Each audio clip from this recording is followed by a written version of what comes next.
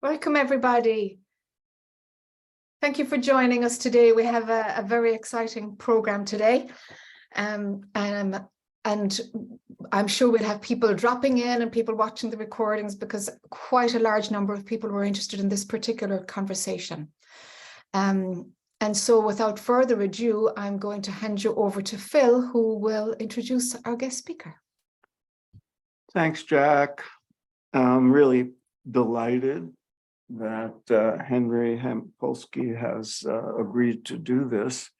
I know Henry for a bit and know that he is a man of integrity, and actually interviewed him on my website, my podcast a few months ago. And in fact, it occurs to me that I should put that in the chat.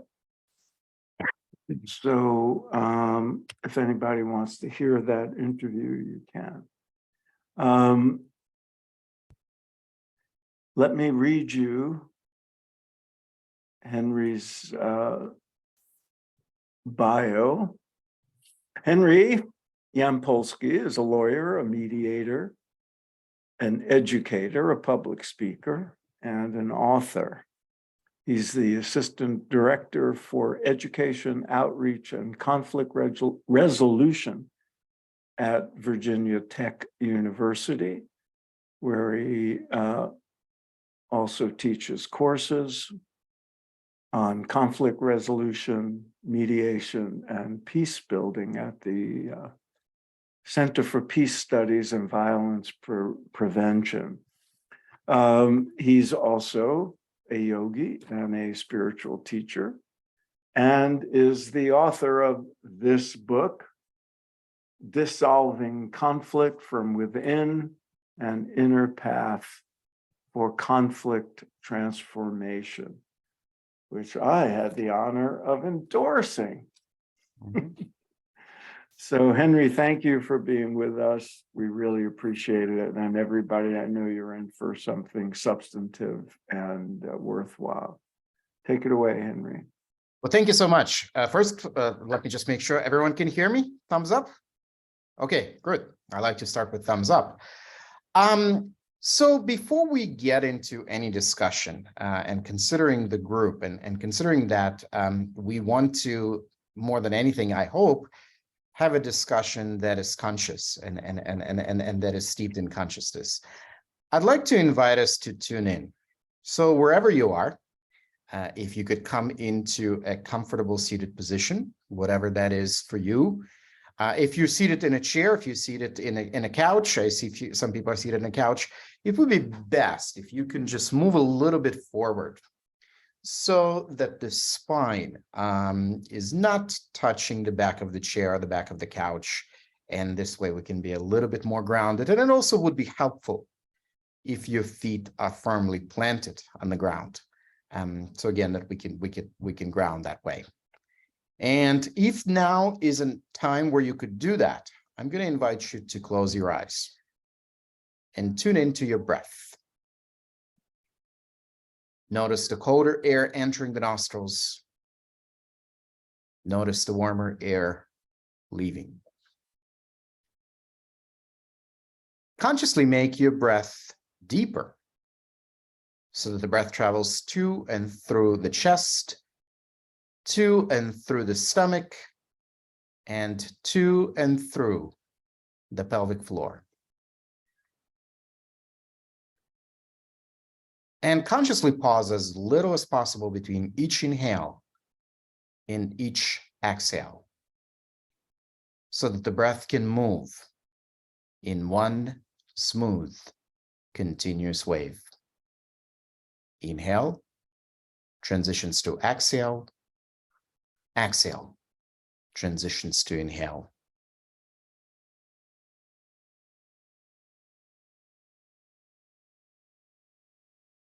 And we're going to use a very simple four-word English phrase to help us tune in.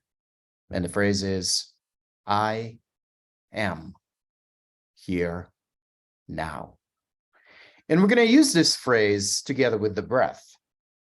So as you inhale, think of the word I.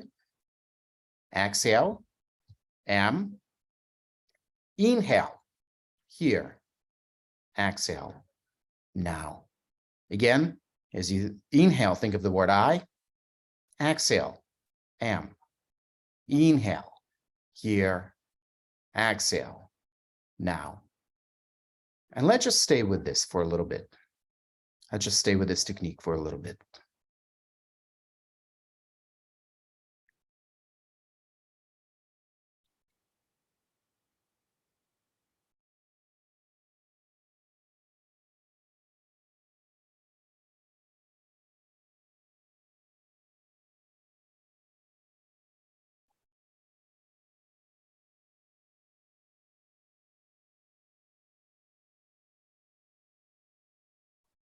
And as you are tuning in, allow the intention for this session, for our time together, to naturally emerge through you. Just allow it to come into the focus.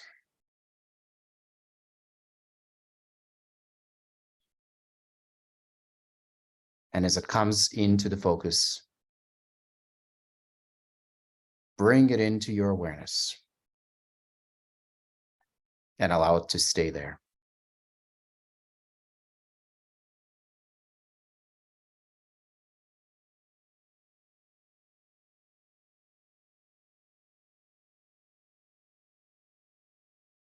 And when you're ready, I'm going to invite you to take a deep breath in through the nose and then hold the breath at the top while focusing in the area in between your eyebrows.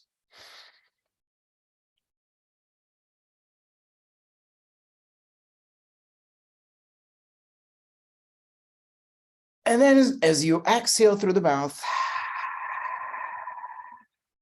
gently blinking your eyes open.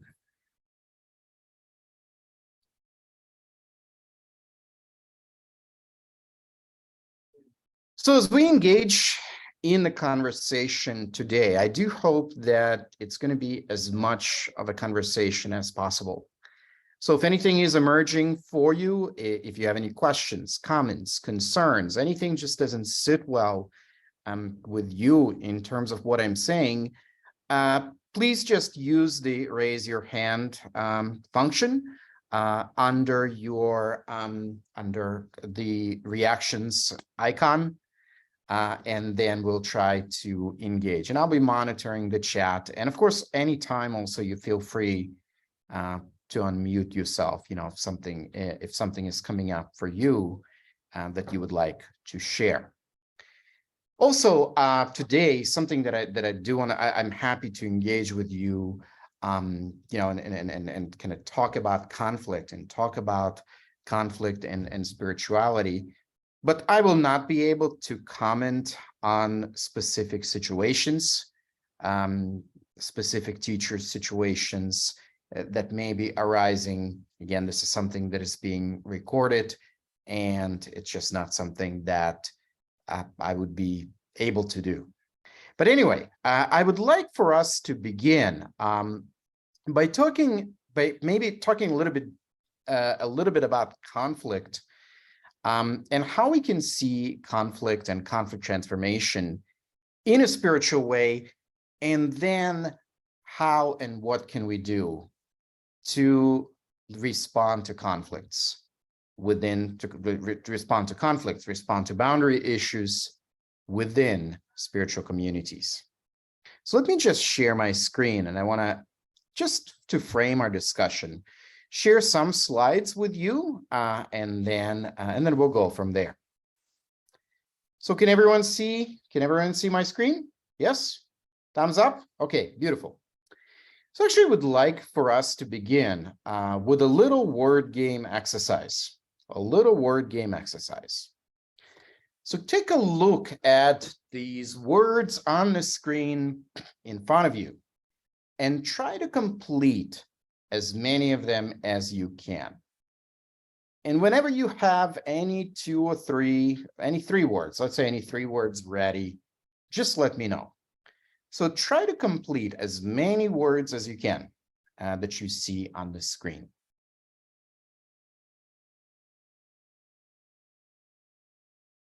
And whenever you have any 2 or 3, just raise your hand and we'll play a little bit with that.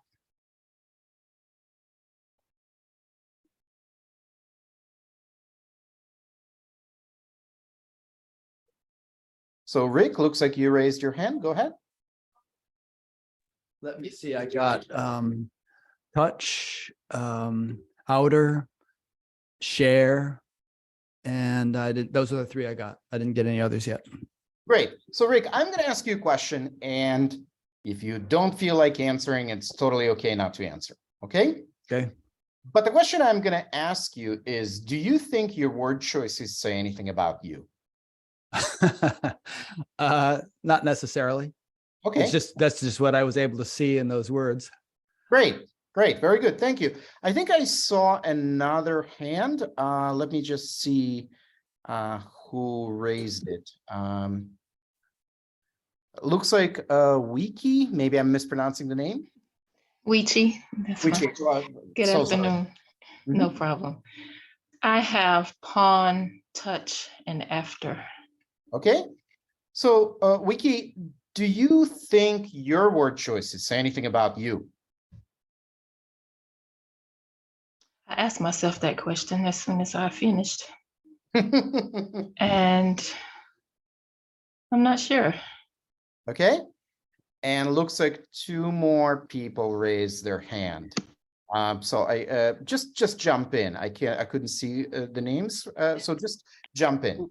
Yeah, this is Karen Kernan.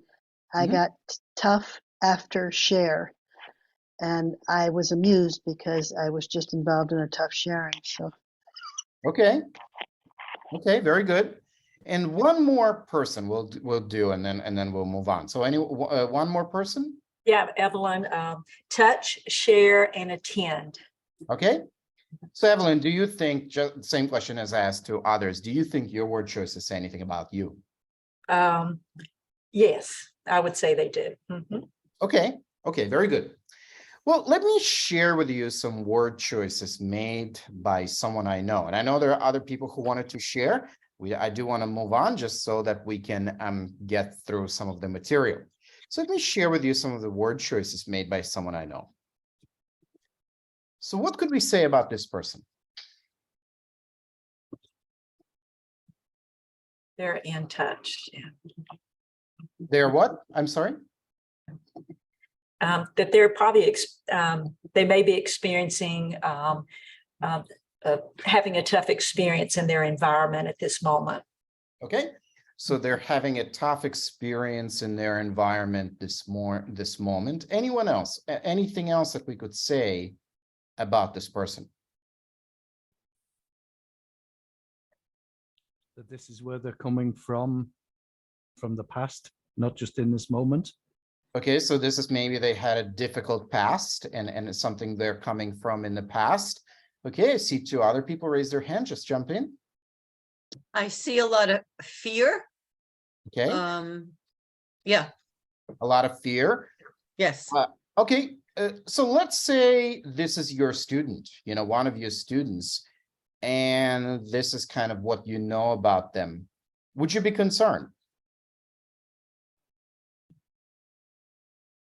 Yes, they're filtering out, unconsciously perhaps filtering out what is good and watching for what is negative from some protective sympathetic nervous system response. So yes, Okay. I would interpret that there's a lot of trauma there that's informing how they're seeing their world. Okay, so a lot of trauma informing how they're seeing the world, and definitely a lot going on in their space. Anyone else? Maybe one more comment before we do some work with this. So anyone else, could you say anything more about this person? Pain, tough, hater, scare, attack, defeat. Anyone else? And I'll just so that I can see the hands better. Looks like Stephanie, you raised your hand, and Keith, and then we'll move on. So Stephanie, go ahead. Yes, I would like to state that I think more information would be required whether or not where this person is within the space and time of their existence. It could be something that they're experiencing in this moment, or it could be more of a recognition of where they've been and it's coming to the surface to see how they've overcome something. So I think it depends and more information would be required rather than making a judgment. Okay, so as I said, Keith will be our last comment, and then we'll move on. So Keith, what did you want to share? It was actually from the last time I put my hand up, but I'll just say here, very similar to Jack. It was just around filters, filters, how this person is seeing the world.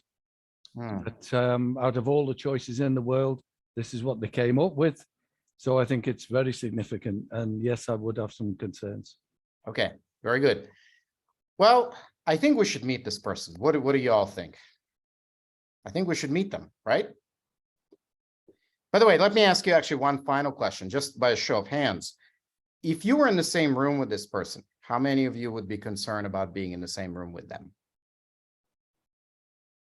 Okay, so a couple people are waving. Few people are waving, few people are smiling, maybe not sure. All right, well, let's meet them. Oops, I lost my PowerPoint. All right, here we are. Ready to meet them? I guess we're lucky we're not in the same room, right? So this person is me. And I can tell you that none of these words describe how I feel, what is happening in my life, or actually even what transpired. Like anyone else, I have challenges. You know, I have times and days when things don't go according to my intention.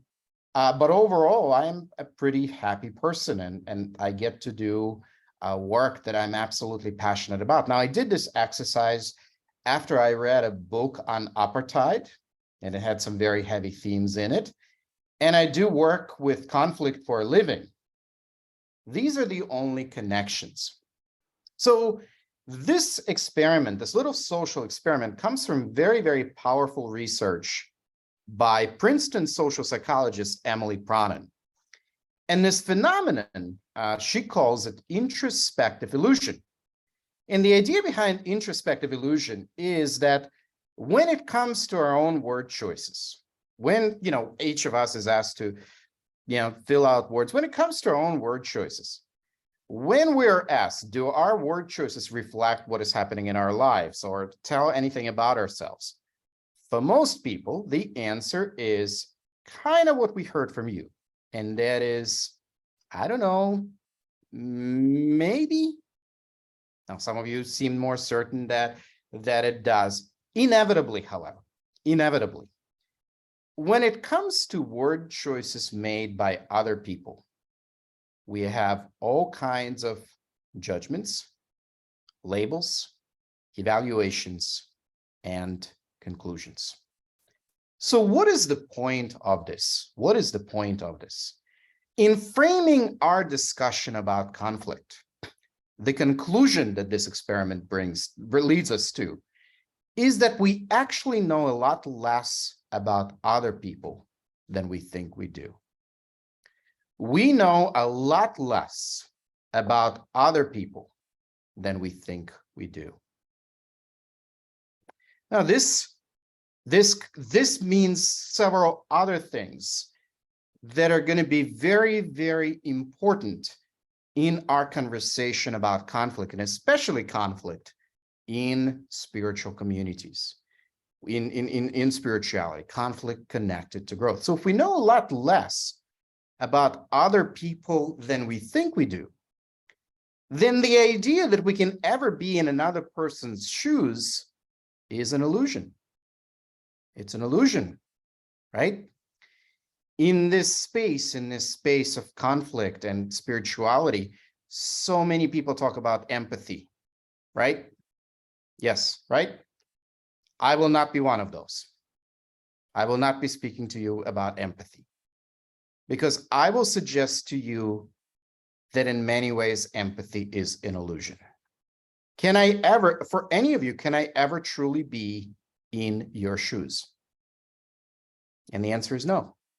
Because even if you and I live through exactly the same experience, my experience of that experience and your experience of that experience could be very, very different. right? And this has to do with a million other factors. This has to do with our traumas and where we are in our journey and all kinds of things that happen. So in terms of our value, what is kind of the value that we want to bring up, that we want to raise in talking about conflict and in talking about boundaries, in talking about all these issues that can be so sensitive and so difficult to talk about in this space? The value that I propose is, and let me just share my screen again with you, is the value of compassion. Compassion. And I define compassion as a deep, intimate, profound connection with another person's humanity, combined with the knowledge that we can never truly know or experience what someone has lived through. If we begin with the idea that we don't know someone's experience, then the way we approach that experience profoundly and fundamentally changes. And we'll talk about how and what do we do. But this is sort of the initial invitation that I would like to extend in terms of how we view conflict. And in terms of what is the overall value that introduced into this work. And the value that I propose is the value of compassion, not empathy, compassion.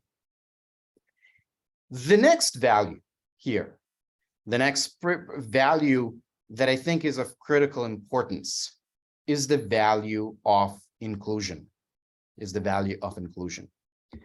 So I will suggest to you that at the source of all violence, whether within spiritual communities, whether we're talking about war in Ukraine, whether we're talking about interpersonal conflicts, whether we're talking about international conflicts, whether we're talking about inner conflicts. At the source of all violence is the idea that someone is the other. So the opposite of violence is not peace. The opposite of violence is inclusion. And ultimately, I will suggest that a lot of my work has been influenced by teachings of yoga. And I will suggest to you that the ultimate teaching of yoga is inclusion. Can I experience you as a part of me, even for a moment? Can I experience you as part of me, even for a moment? And if I can, then does anyone need to tell me not to harm you, right? So when we're talking about conflict, when we're talking about what to do about different situations, what we do is going to depend on the situation. What we do is going to be different. The key that I invite you to consider is where the doing is coming from. And to me, compassion and inclusion are two overreaching values that I hope to invite us to adopt, to consider, to use, to implement in these situations. Again, how will depend on the situation. We'll talk about some ways, we'll talk about some skills and tools, but mainly right now, I just want us to start with some conceptual ideas. All right. Something else that I want to talk to you about, and that is actually what is conflict? What is conflict, right? So very Western idea of conflict is that it's a battle between two forces, right? One superior, one inferior, and then through whatever processes these forces go through, the superior force will prevail and the inferior will fall, right? Does this ring a bell? Just in terms of Western perspective. I happen to think that this way of looking in conflict is both very narrow and very harmful, because it puts us in these binary boxes and it creates and perpetuates the idea of them and us, which inevitably leads to them versus us. So what is conflict? Maybe it's a failure of connection, collaboration, or community. Maybe it's an inability to understand our essential interconnected nature and the universal beauty of the human spirit. Maybe it's a sound made by the cracks in a system. Maybe it's the manifestation of contradictory forces coexisting in a single space. Maybe it's a voice of a new paradigm. Maybe it's a demand for change in a system that has outlived its usefulness. By the way, something that I think is very important for us to consider. Every single one of these definitions, in my experience, is applicable to the spiritual process. It's actual spiritual process is all that and more, is it not? So conflict in transformative, in spiritual processes is inevitable. It is an integral part of what is happening. If there was no conflict, there was no new paradigm emerging, right, of who we are. If there was no manifestation of contradictory forces coexisting in a single space, if there was not sometimes an inner demand for change, a demand that arises from circumstances that brings us to this space, if there was not demand for change in a system, our inner system that has outlived its usefulness, there would not be transformation.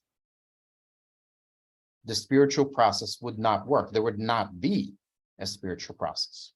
All right. So then let's think a little bit more about conflict. Let's think a little bit more about conflict. So very often when speaking about conflict, I talk about conflict in terms of a fire, because that's how we treat conflict in our culture, right? We treat it as this force outside of us that we try to avoid, that we try to escape, or we try to control. So I don't know if we have any folks with science background here. Can anyone tell me the 3 elements of a fire? 3 elements of a fire?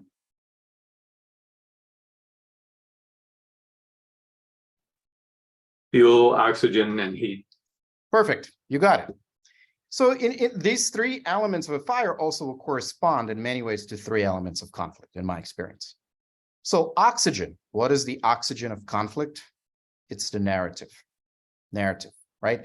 Every one of us comes to life with a particular narrative. Every one of us processes conflict through a particular lens, through a particular narrative. There would not be conflict if there was no narrative, right? Narrative arises from our conditioning. We all look at the universe, at the world through a peephole of our own conditioning, and that peephole is our narrative, right? So what is the fuel? The fuel of conflict. The fuel of conflict is attachment. The fuel of conflict is attachment. The moment we share narrative, it becomes my narrative, right? It becomes my narrative. And once it's my narrative, there is attachment, right? There is attachment. And actually, narrative plus attachment is what forms an identity, right? Our identity is a narrative to which we're very, very attached to, right? And so again, why is so much conflict happening in the spiritual communities? Because that attachment to the narrative we've carried for sometimes generation, right? Sometimes it loosens up a little bit. It loosens up. All right. The final element, which is heat. What is heat equivalent to in conflict? It's emotion. Emotion. How do we know we're triggered? How do we know we're triggered? There is emotion, energy in motion that is happening. Now, an interesting question becomes, where are all these elements happening? Where are all these elements happening? Where are they? Where is the story? Within. right? Someone said it's not floating out in the ether. It's all within us.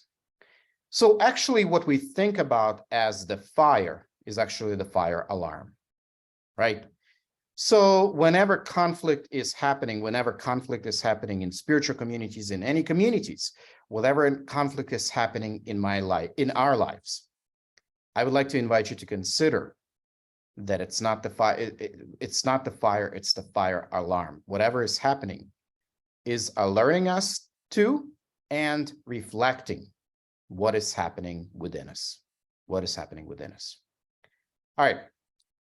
So when we're in conflict, we perceive other people and circumstances which trigger us as lit matches, right? And I don't know if you've seen, if you drop a match into gasoline, explosion, right? You drop a match into water, nothing happens.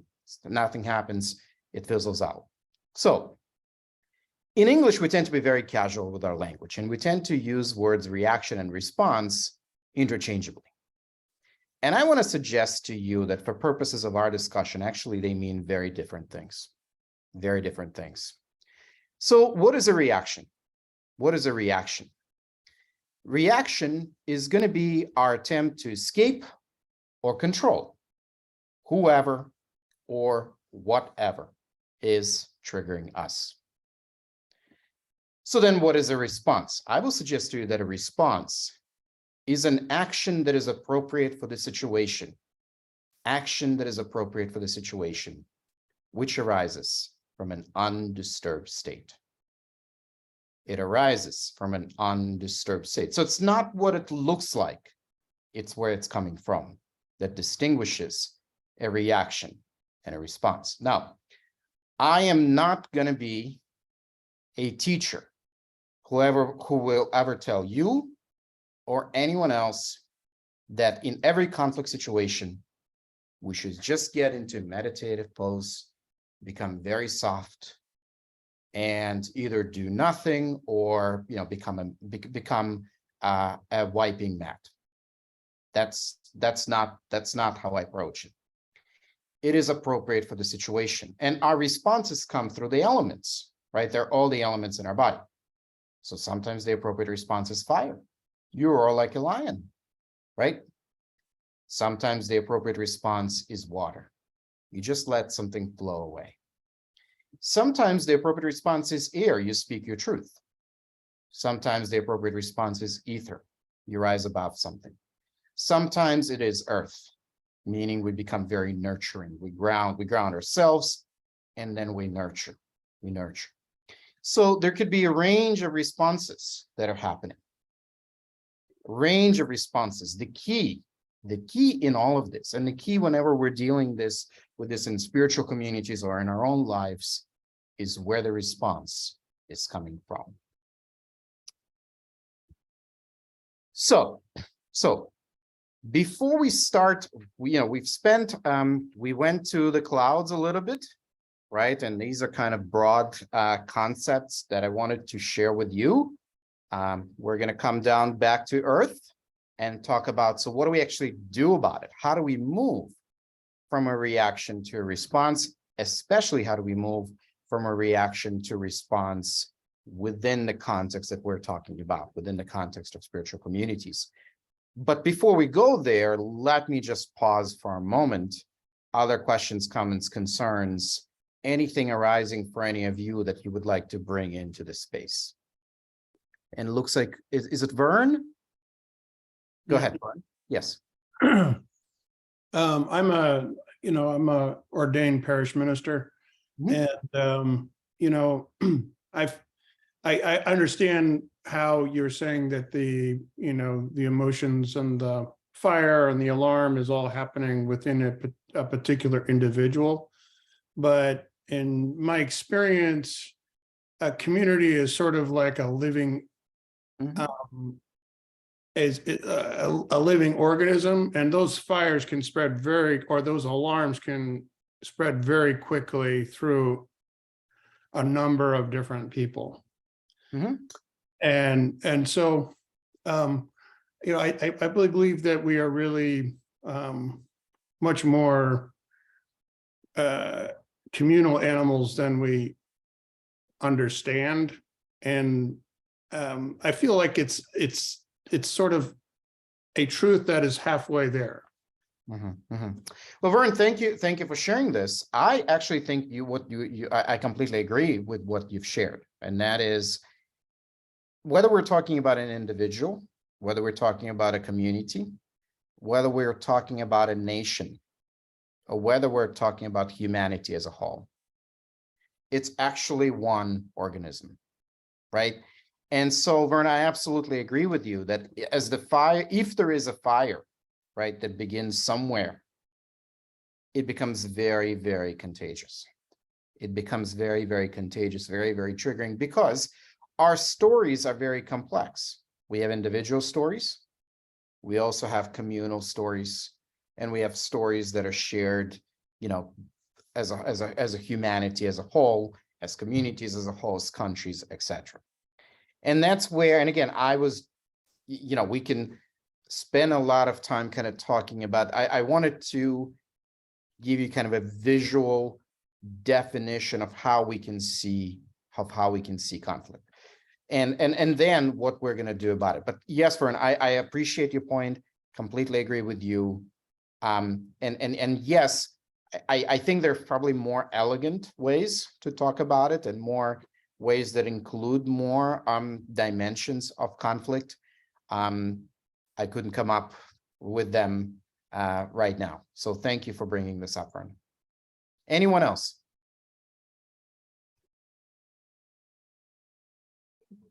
All right.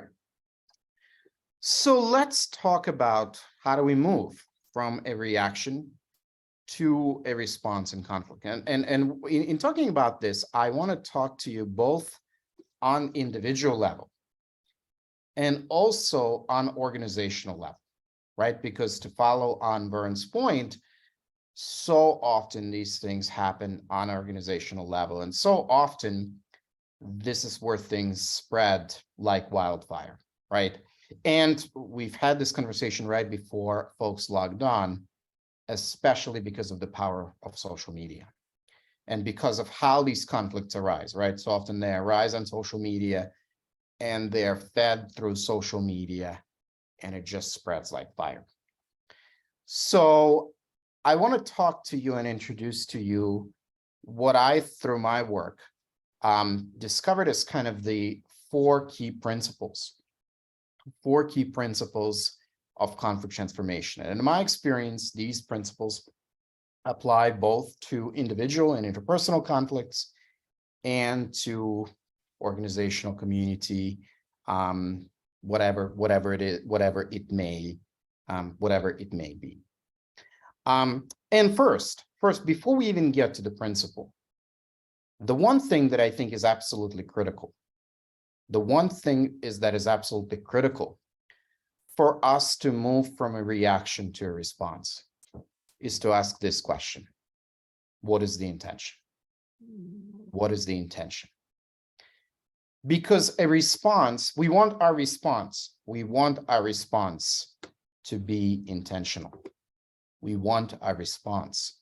Our reactions mostly are not going to be. In fact, with our reactions, mostly we are going to be operating from the brain stem, because when we are triggered, our brain activity transitions from the prefrontal cortex, the largest part of the brain, to the brain stem. And brain stem is only interested in survival. And brain stem also is not very good in telling time, and time and space become very, very important dimensions of conflict. But where we're going to transform conflict and tension and division within our spiritual communities, in our lives, is through applying the four principles that I'm going to share with you right now. Now, let me check. I think there may be comments in the chat before. Okay, someone is leaving. Okay, great. So I'm a visual learner, and I'll just share some images with you and see if you can help me name what these images stand for as far as the four principles. All right, so this is the first and most important principle of conflict transformation. This is the first and most important principle of conflict transformation. What do you think it is? Thoughts? Meditation. Well, meditation is one of the expressions of this, but that's not the principle. Clearing your mind. Somewhat close, but still, it's not necessarily clearing our mind. It's not necessarily clearing. Yeah. Listening. What's that? Listening. Listening. We'll talk about listening later. Not Tuning quite. in. So let me see. There were some maybe guesses in the chat. Tuning into what's going on for yourself. Okay. Empathy, be a dog. David said, be a dog. All right. Self-regulation, equanimity. All right. So actually, the principle is tuning inward. Tuning inward. This is what we started with. And I use the word tuning very intentionally. I use the word tuning very intentionally because this is actually about attuning to what is happening within us. And yes, here we are talking about mindfulness, but the reason I use the words tuning inward is because we're not talking about mindfulness in kind of a very Western way, right? Western way of talking about mindfulness is we do mindfulness to feel better. Is that fair from your experience? We do mindfulness to feel better, to decrease stress, create something in our life, attract something, whatever it is, right? That's not the purpose that I invite us to tune in.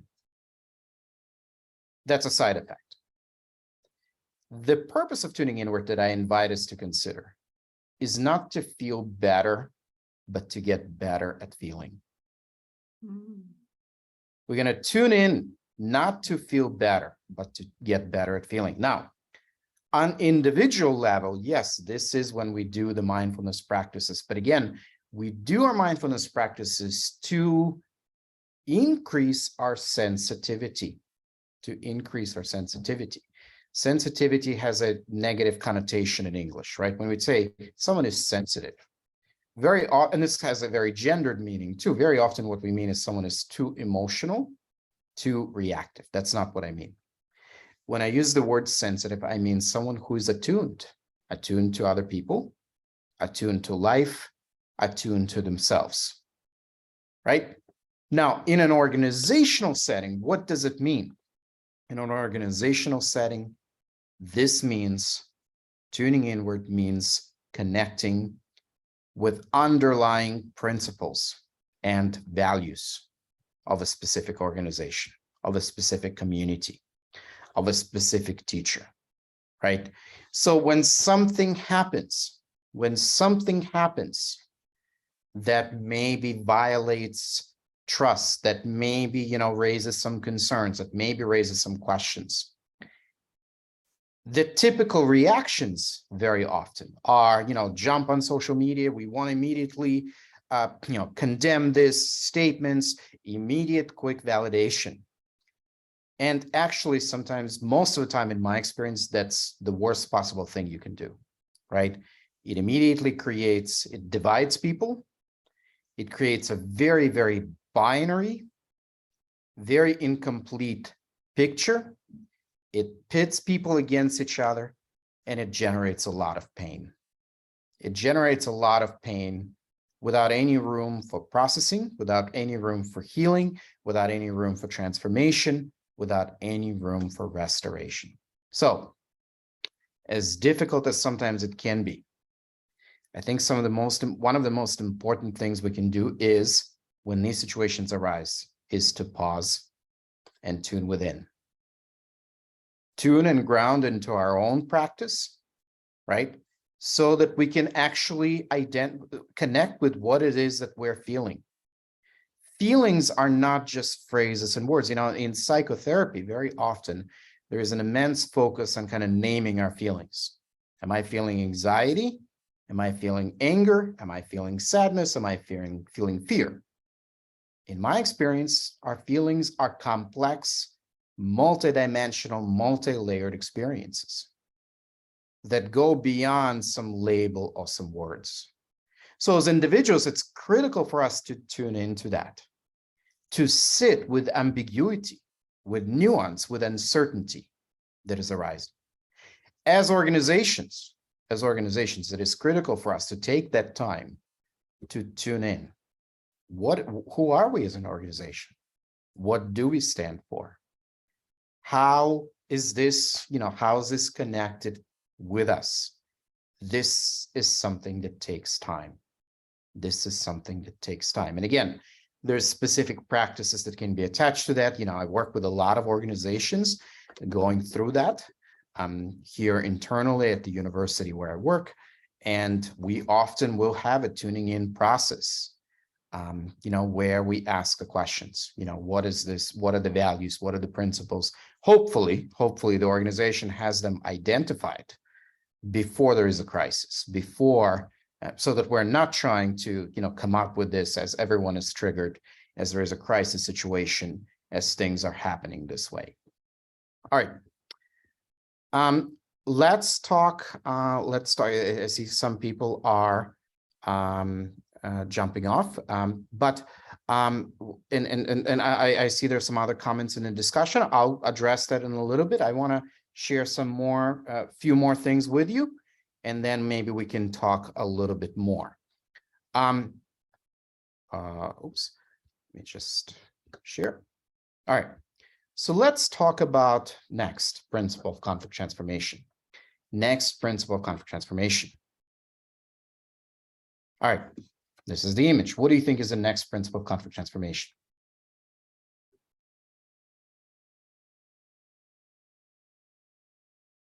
Any thoughts?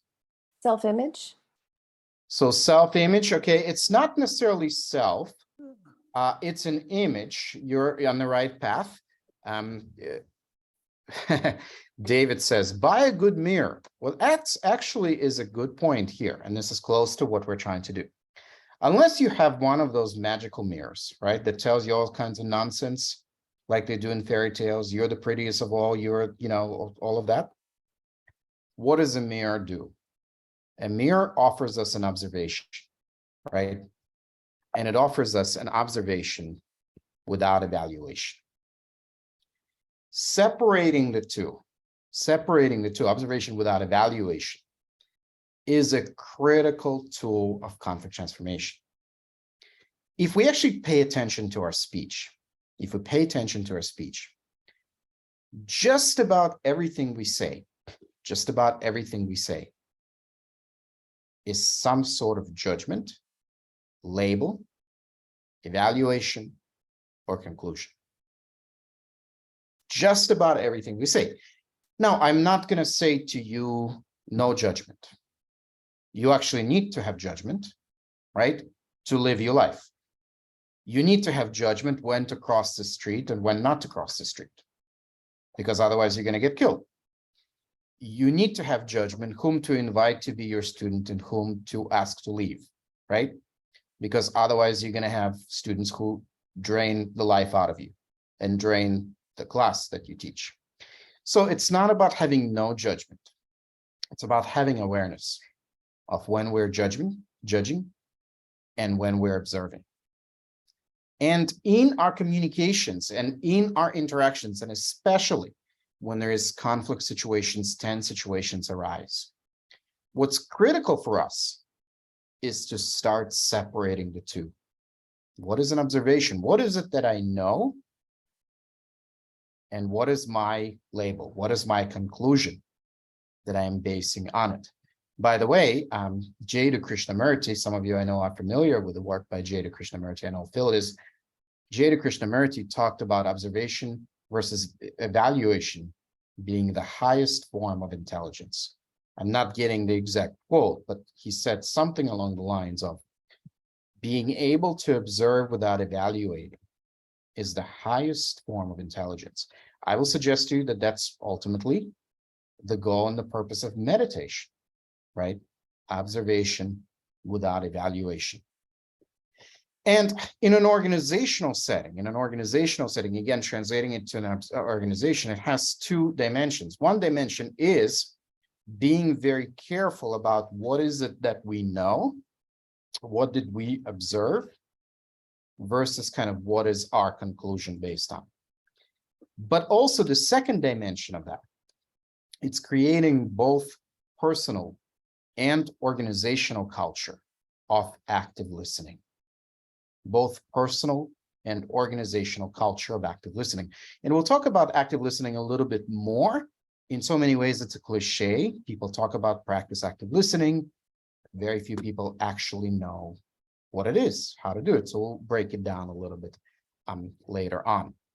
All right, let's talk about the two other principles. So the next one, and I'll help you out with that, that's expansion. That's expansion. And this is where we expand the interaction from the shouting of positions. Most of our interactions, most of everything you see on TV, most of our political discourse is purely positional. Someone states a position, the other person attacks the person who states the position, right? And then they just state their position. When I was a lawyer, when I was working as a trial lawyer, all I did in my work was state positions, and then I restated them either louder or with more attitude. That's all I did. Now, sometimes I wrote, 20, 30-page briefs stating a position, but that's all I did. For us to transform our conflict interaction, this is absolutely critical. It is absolutely critical for us to move from positions to and through interests, to and through emotions, to and through values, and finally, and most importantly, to needs. And I will suggest to you that in my experience of working with many complex conflicts around the world, involving various parties, various individuals, various entities, most of our conflicts revolve around 7 needs. And let me just show them to you in just a moment, because I connect them to the human chakra system. And these are the 7 fundamental needs that, in my experience, all conflicts revolve around. And that is the need for security, autonomy, authenticity, connection, peace, meaning, and expansion. And if we can shift an interaction, from the shouting of positions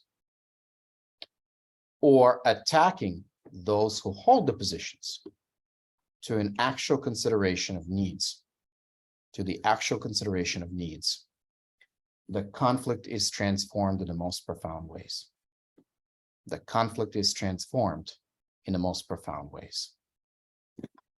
Now, let's go back to our fourth principle. Fourth principle of conflict transformation. And again, I'll help you out here. And that is exploration. Exploration means few different things. It's bringing curiosity into conflict. Now, curiosity is very hard in conflict because curiosity and fear don't always coexist well, right? And when we're in conflict, we are in fear. So it takes a shift. It takes a very conscious shift to come to exploration, to come to curiosity. Exploration also means something else. It is moving beyond the binary. In my work as a mediator, I'm yet to see a conflict that has only 2 sides.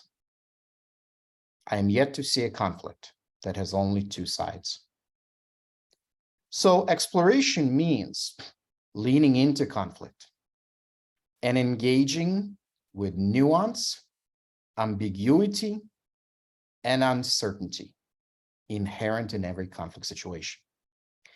Even if we take some of our most controversial issues facing us as people, as culture, as a society, pro-life, pro-choice, right?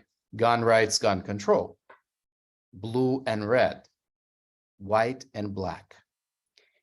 even behind these seemingly binary slogans, there is immense ambiguity, nuance, and uncertainty.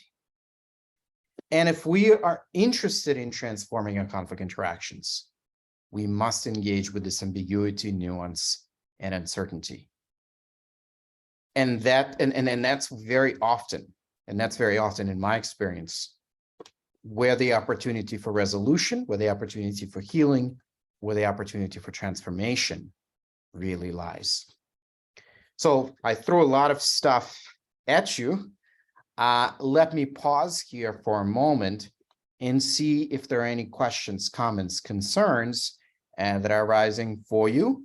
And then we can talk a little bit more about, going even more to the ground, talking about some actual skills and ways of applying these principles to conflicts, within communities, within organizations, interpersonal conflicts, etc. So any questions, comments, concerns? And Rick placed in the chat the actual quote from Jiddu Krishnamurti. So Rick, thank you so much. This is the quote that I was talking about.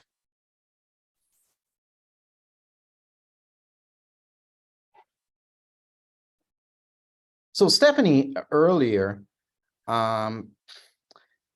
made a comment. I feel, and Stephanie, I hope it's okay that I share your comment. And you wrote, I feel this is missing the element of those who already feel and shut down, when likely maybe the assessment should be more individual. Some need further attuning, others to feel confident and externalize more. So Stephanie, thank you for this point. In my experience, while we may express our conflicts and our emotions in different ways, ultimately,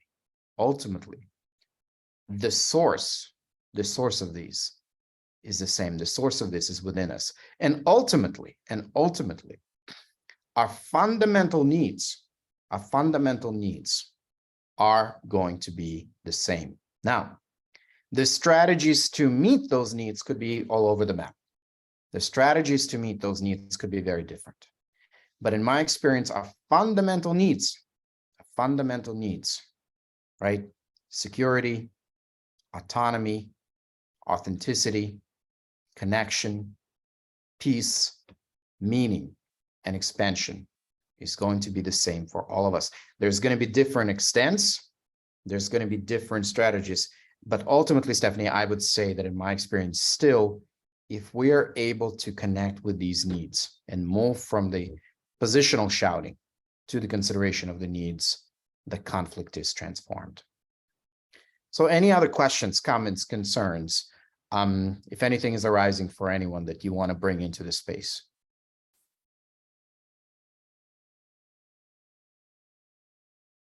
Henry, may I say something? Of course, please. Thank you. I'm just trying to think deeply into this. And I know that being a part of a spiritual community for an extended period of time myself, that sometimes we can get caught up in the ability to constantly refine our consciousness around communication. And I've been working with another spiritual group on the side who actually has been long steeped in this philosophy and understands the benefit deeply. But I'm wondering that the people who don't necessarily maybe have access to spiritual communities, as far as people that we work with in institutions or organizations, is there a way that you can potentially steelman an unconscious conversation if the intentions are still in line with the first principles and love? Is there actually a benefit? I'm just wondering, I'm curious, is there a benefit that can come from just being radically raw and open and unconscious at times, if we can still develop those root principles of intentionality and love as to what it is that we may be trying to debate or have conflict around? So Stephanie, thank you for this point. I think the answer is absolutely. The answer is absolutely. Look, most of my work does not involve any communities that would define themselves as spiritual. I work in a public university, where even the word spirituality is not something that I could use. Right. And yet, And yet, Stephanie, in my experience, applying these principles and yeah, what we call them, what language we use may depend on the circumstances, but absolutely applying these principles, leaning into conflict, right? Leaning into conflict, because in most organizations, the actual challenge, and actually this is spiritual communities, academic communities, any group of people. One of the biggest challenges, Stephanie, that I've seen is conflict avoidance. Right, I agree. Right? People avoid having difficult conversations. People actually have no skills on how to have those difficult conversations. So you do not need to be spiritual. You do not need to follow any tradition, have a teacher, meditate, do any of those things to benefit, in my experience, from applying these principles. Now, tuning inward, does tuning inward necessarily mean, right, that we are meditating or doing something like that? No, I think it's helpful. I think it could help us to just generally be more attuned to ourselves, to other people. But it can be just as simple, even a momentary, a lot of my work as a mediator is about creating that space for reflection. This is where I say to people, tell me more. Tell me more. Mm-hmm. Tell me why this is important. Mm-hmm. So Stephanie, I think through your question, you bring us to an important point. Okay, we're still talking kind of conceptually principles. How do we actually apply this in our conflicts? In conflicts with people who may or may not be on the spiritual path, who may or may not be even growing in that way. The way we do this is A, through very, very deep listening, B, through asking questions. Tell me more. Tell me more. Because remember where we started this conversation with. We know a lot less about other people than we think we do. If we know a lot less about other people than we think we do, then the way we engage with people is by asking questions. Tell me about your experience. Tell me what it's like for you. Tell me what happened.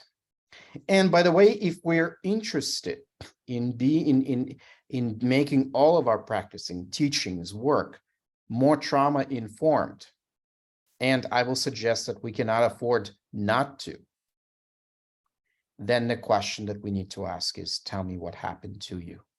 Tell me more. Tell me what is your experience. And then we listen. And this is how very slowly, layer by layer, question by question, we start going to the needs, from positions to and through interests, to and through emotions, to and through values, and to and through needs. So Stephanie, I hope that addresses your point. It does, thank you. I work within an organizational structure that has a lot of, let's say at this point, almost a willful ignorance because of the fear involved of telling me their story. So it's one of those circumstances where this is very helpful, but I'm trying to see how I can contain to develop that trust within institutional care. I work within healthcare, of people feeling comfortable to be honest, and then hopefully it'll be revealed what to do with that openness. If we provide that space, there's going to be something that births from that fertile ground of sharing these experiences. So one step at a time, but thank you very much. It was helpful. Thank you, Stephanie. And Stephanie, actually, I think this brings us to a very important point that Sophia also raised in the chat, and that is listening. Because if we want to build trust,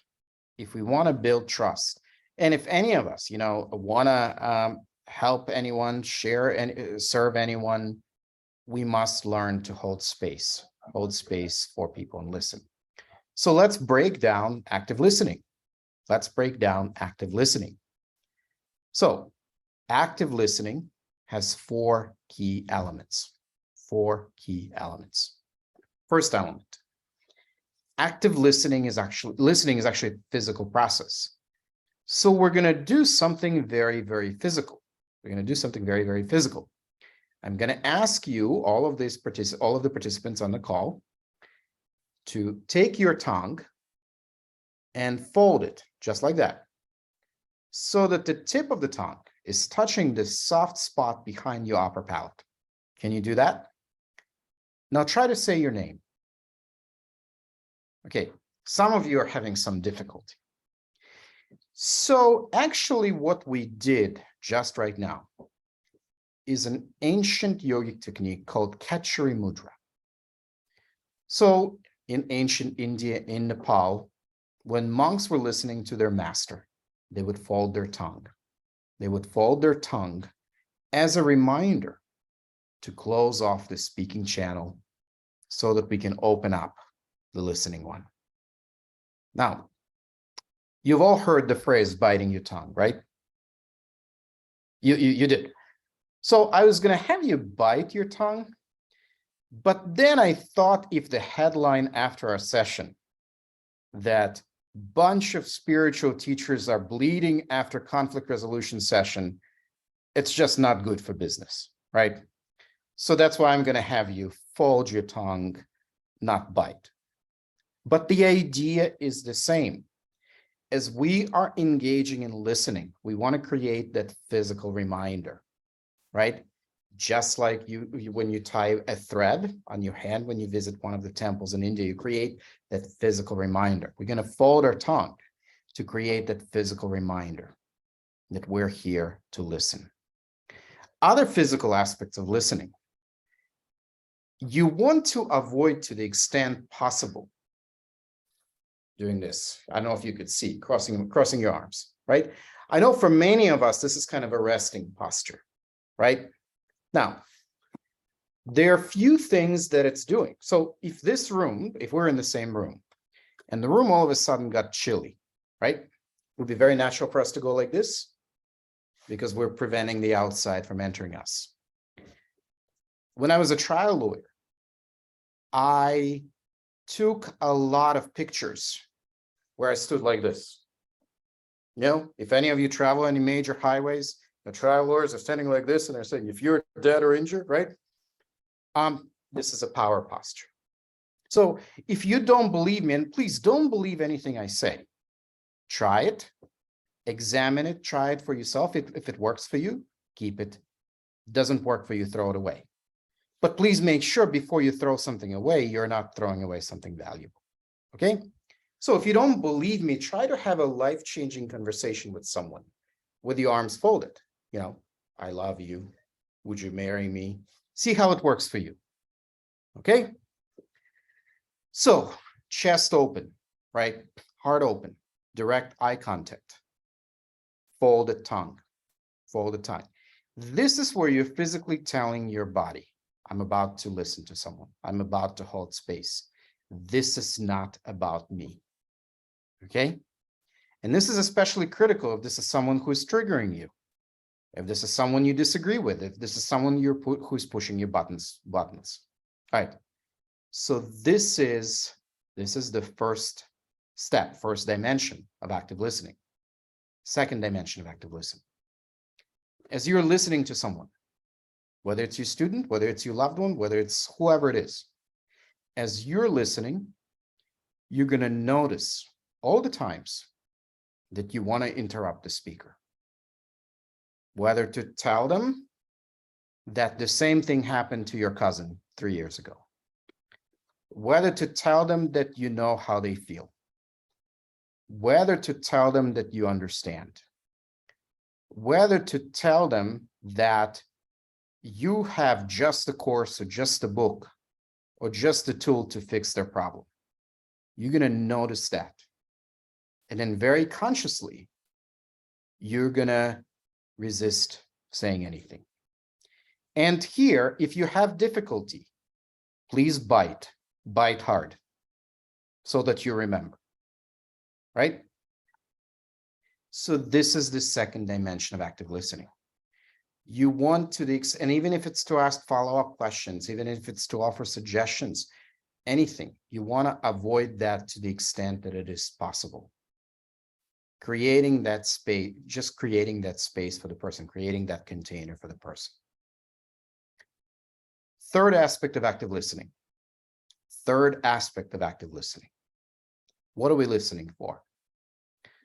So Google, Siri, Apple, Alexa, and friends all can do a much better job of creating a word-for-word transcript of what someone is saying, right? So while listening to the words is important, the key is to listen to the energy, to the emotion, and to the intensity behind the words. That's what gives the words meaning. Energy, emotion, and intensity. Final aspect of active listening, and we're about to get very controversial. We're about to get very controversial. Now, some of you may say to me, wait a second, Henry, are we not, this is probably not with this group, right? But with some groups, it's, are we not controversial enough? We're starting with breathing and we're talking about, you know, connection of needs and chakras, but, you know, we're going to get a little more controversial. So fourth aspect of active listening, and this is one of the most important aspects. This is where you're going to summarize the general gist of what the person had said. Now, here comes the controversial bit. While to the extent that it is possible for you, capturing the energy, emotion, and intensity behind their words. This is where many of my students will say, wait a second, Henry, wait a second. Are you telling us that if someone is yelling, that we yell back? And the answer is not quite. Not quite. So first of all, of course, you're doing your practice, and this is where you're doing the tuning inward so that you do not feel triggered, right, when you're engaging with someone and you can hold that space. It's not about raising your voice, but it's about actually using your voice to try to capture that emotion. It can sound a little bit confusing, so let me give you an example. I was facilitating a very, very difficult conversation in New York City between police officers, and members of the community that police officers were policing. This was after the Eric Garner incident. The emotions were running very, very high. There was a lot of tension in the room. And this one gentleman, you know, he raised his hand. He was very animated and he banged on the table and he said, I can't stand the police. So what did I do when he said that? I actually hit the table too. Not as hard as he did, but I said, you can't stand the police. And in my voice, I tried to capture that intensity. What did the gentleman do? Sometimes when I ask this question, people say to me, did he ask you if you were crazy? No, he didn't. What did the gentleman do? He said to me, exactly.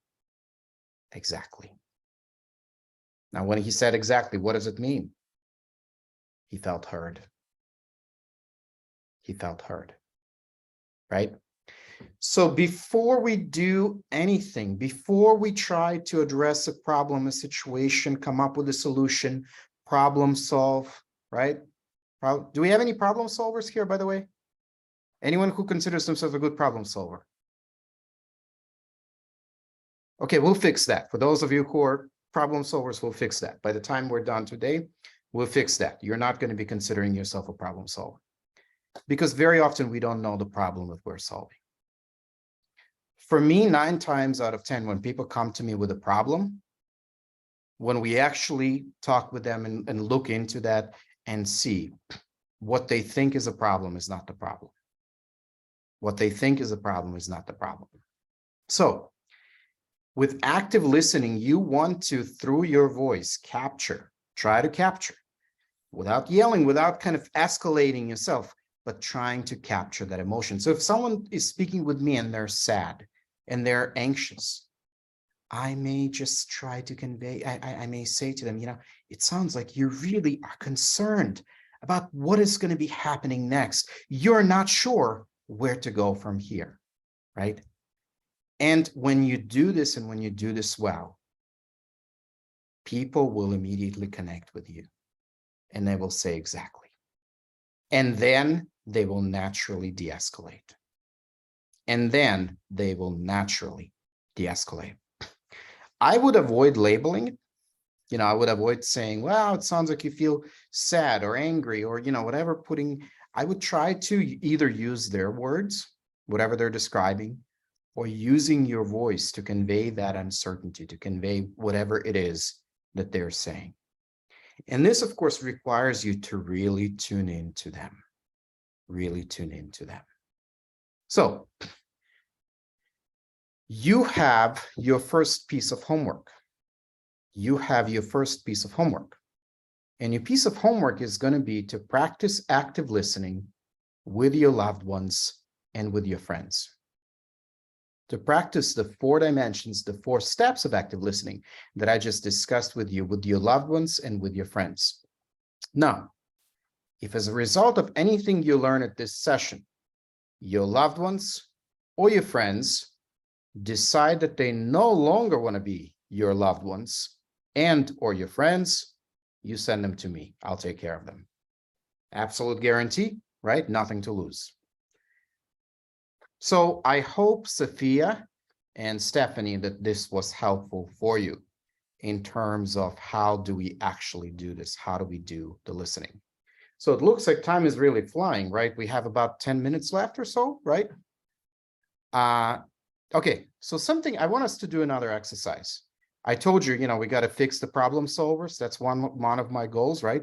That if we have any teachers who are still problem solvers, we gotta address that. Because that's important. So I'd like for us to do another little exercise. And let me get to it. Just give me 1 second. All right. So I'm purposely using an example that comes from the workplace. This is not a spiritual community example. Stephanie, to address your point from before, you know, about how can we actually do this, right? And is it relevant if we don't have any sort of spiritual inquiry? So this is a workplace example. And this type of examples, you know, I deal with on an everyday basis here as a professional mediator. So you see this scenario on your screen. Let me read it to you as well. 2 employees are squabbling over one of the employees' use of a radio in the workplace. The other employee is upset about the chosen radio station and that it is in such close proximity to their workspace that they cannot play their own radio to hear the radio content they enjoy. The dispute has escalated to the point where racially tinged commentary is being exchanged between the 2, and others in the department are being drawn in. You've been called in to help alleviate the conflict because the supervisor is threatening to discipline both employees. What questions would you ask these employees? What questions would you ask? And you can just unmute yourself, put it in the chat. What questions would you ask?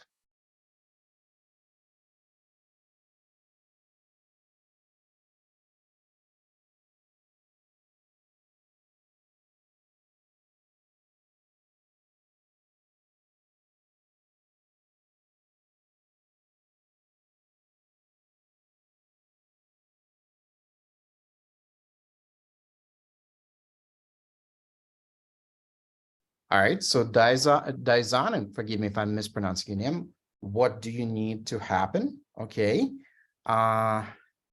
So Sophia says, what stations are you listening to? Jonathan, why is it important to you to listen to your radio? Okay, any others? Okay, Jack would ask about the feelings. Very good. Okay, so let me ask you.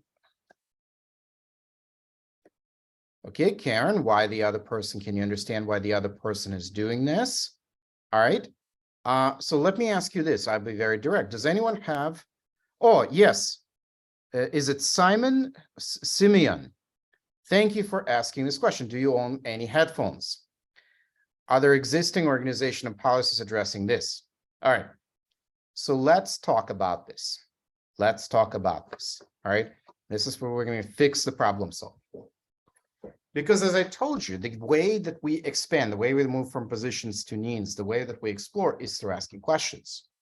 So let me put this situation again in front of you.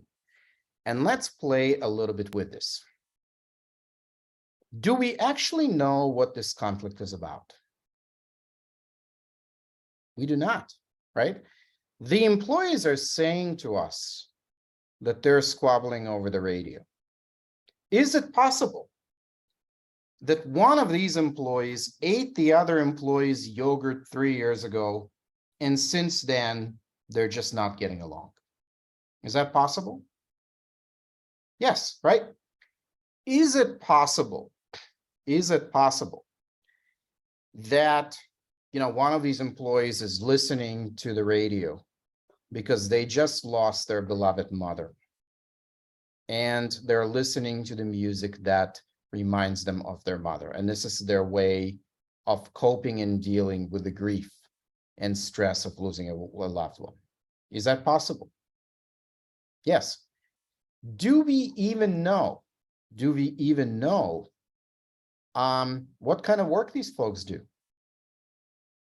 Would this be useful and relevant for us to know in even trying to come up with the questions? Yes, because if they're doing brain surgeries next to each other, right, we may want to have a very quiet environment. On the other hand, what if they're doing, some kind of very repetitive work, and listening to the radio can be very, very useful. So here, let's connect to the point, and I'm so glad one of you asked the headphones question. And this is not, there's nothing wrong with it, but this is where we immediately go to problem solving, except that we do not know what the problem is, right? Except that we do not know what the problem is. So what kind of questions could we ask here? And actually, some of you came up with pretty good ones, right? Tell me more. Tell me more. I would start by tell me more about your workplace.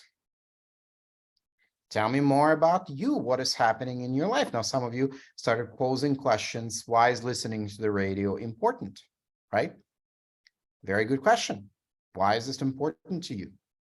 What happens when you listen to the radio, right? What was your relationship like before? How did the two of you deal with problems, with situations when they came up?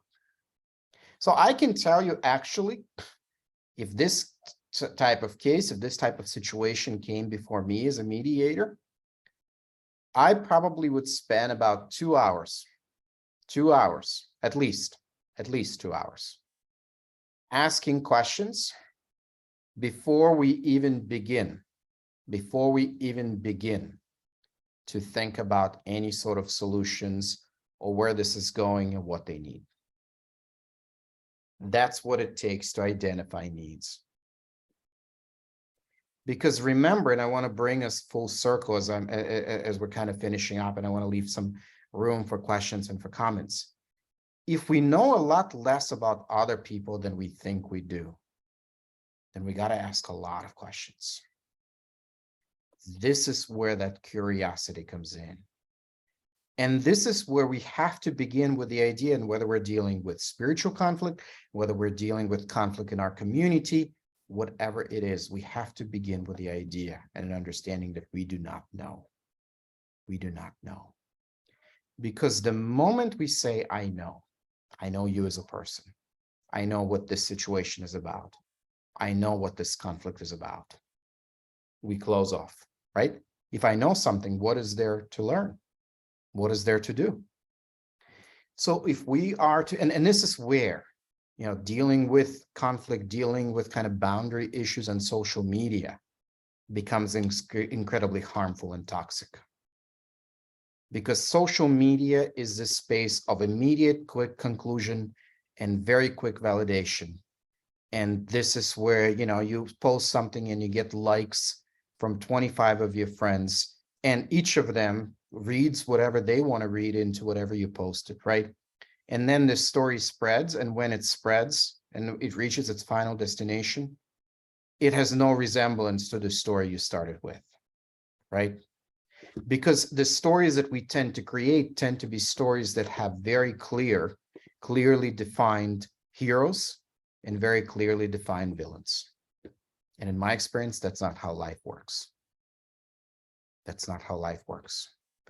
And so my invitation is to leave you with 3 words. 3 words. What to do about conflicts, what to do about conflicts in spiritual communities, what to do about our own conflicts. I don't know. I don't know. If we begin with these 3 words, then there is a whole space, whole universe that we can discover, that we can engage with. But if we begin with 2 words, I know, we're done. We're done. Then we're not going to any place that is effective or that can help us transform or restore our conflict interactions. Thank you all very much.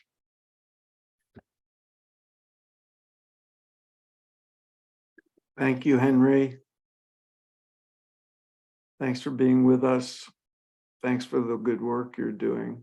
Sure. And I'm happy to, we have, I think, few moments right before we end. So I wanted to leave that if people have any comments, questions, concerns, anything else arising for people, please let me know. I'm happy to talk, to answer.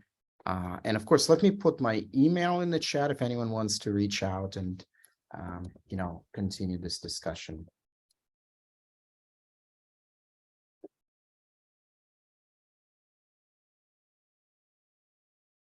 So Vern, I think I saw you raise your hand. Did I? I think you're muted.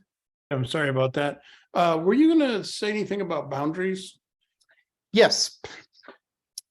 I think so we can do another. We can do a semester-long course, on boundaries and what they are. So there are a couple dimensions to boundaries. In many ways, boundaries have to do with our identities, and I see our identities as boundaries, right? And like all boundaries, our identities can protect us and can define us until they start limiting and confining us, right?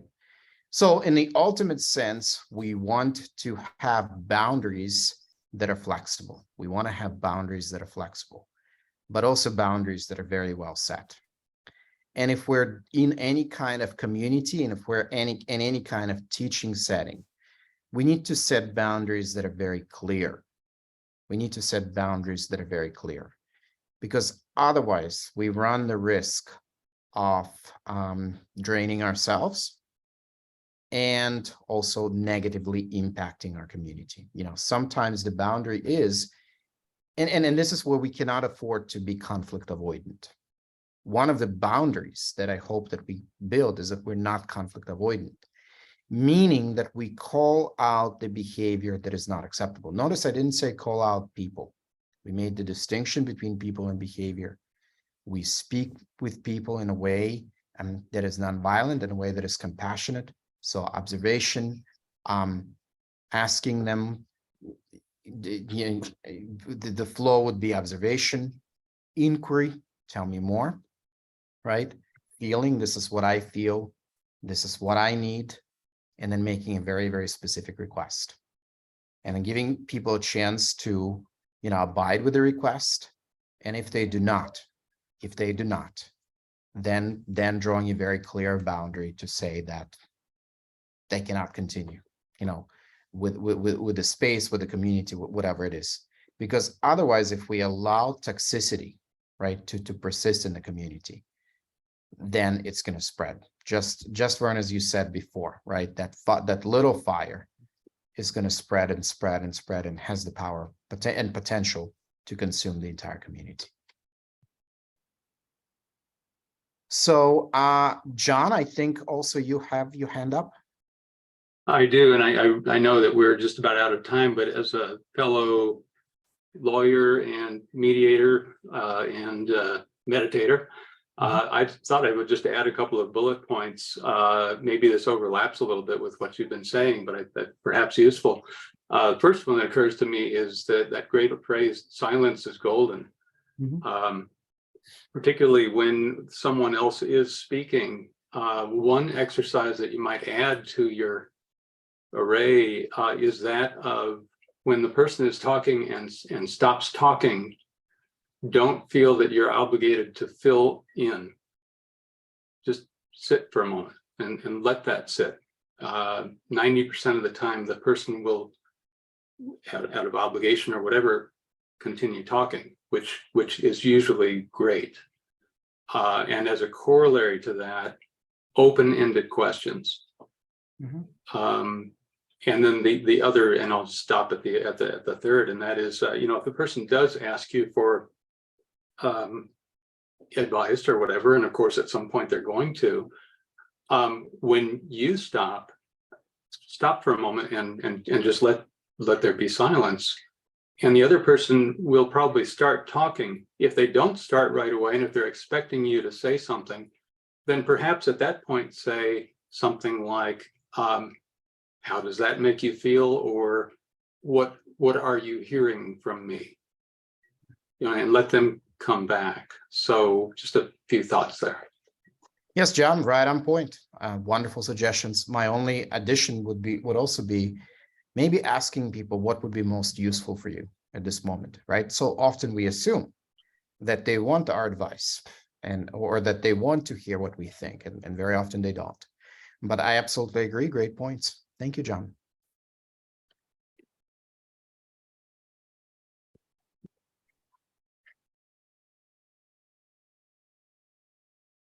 I'm not sure if our Phil is around there or if he got knocked out.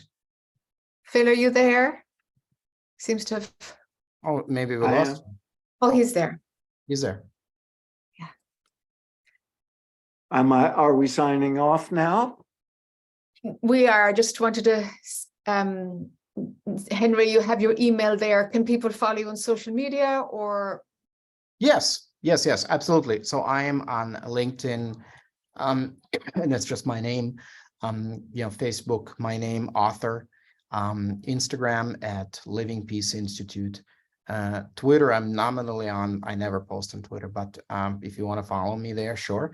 And it's Living Peace Inst. Let me just share. I have a slide right on that gives all this information. So yeah, here's all the ways to contact me or learn more. And there's the book. Mm-hmm. Very nicely done, Henry. Thank you. Henry, may I take a photograph of this? Please, of course. Okay.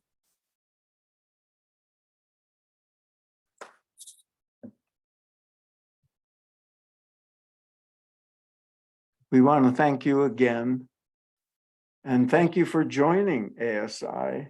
That's a vote of confidence in itself. We welcome your presence, and I'm sure folks who follow up will learn a lot more from your book and your presence online. Well, thank you all. And I think this association is doing very important work, much needed work.